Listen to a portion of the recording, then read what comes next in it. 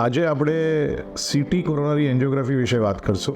એમાં આપણે એ વાત કરશું કે સીટી કોરોનરી એન્જિયોગ્રાફી કઈ રીતે થાય છે. તો આપણે જ્યારે સીટી કોરોનરી એન્જિયોગ્રાફી કરતા હોઈએ છીએ ત્યારે આપણે પેશન્ટને સીટી સ્કેન મશીનમાં સોડાવતા હોઈએ છીએ અને એ મશીનમાં આપણે જ્યારે પેશન્ટનું સ્કેન કરતા હોઈએ ત્યારે એક ડાઈ ઇન્જેક્ટ કરતા હોઈએ છીએ જે બોડીમાંથી એબ્ઝોર્બ નથી થતી અને બોડીમાંથી કિડની થ્રુ એક્સક્રીટ થઈ જાય છે.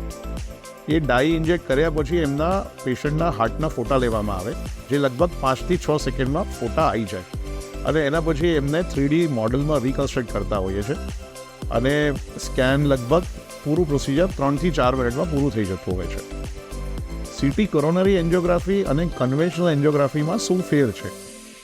તો CT coronary angiography walk in workout procedure છે, ઓપીડી પ્રોસિજર છે અને લગભગ 5 થી 10 મિનિટમાં બધું જ પ્રોસિજર પેશન્ટનું ઇન આઉટ ટાઈમ સાથે પૂરું થઈ જાય છે.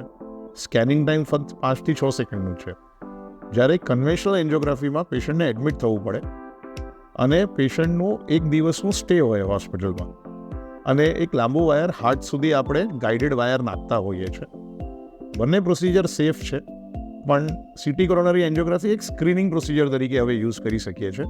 તો ઉસ્માનપુરા ઇમેજિંગ સેન્ટર જેની આપણે અમદાવાદમાં લગભગ 11 બ્રાન્ચીસ છે એમાંથી આપણે 2 બ્રાન્ચીસમાં જે એક ઉસ્માનપુરા બ્રાન્ચ અને બાપુનગર બ્રાન્ચ બંને બ્રાન્ચીસમાં આપણે સીટી કોરોનરી એન્જિયોગ્રાફી કરતા હોઈએ છીએ.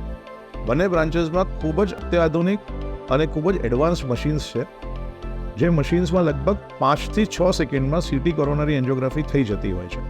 સીટી કોરોનરી એન્જિયોગ્રાફી કરાવવા માટે આપને એક અપોઇન્ટમેન્ટ લેવી પડે છે જે નીચે દર્શાવેલા નંબર ઉપર આપ લઈ શકો છો.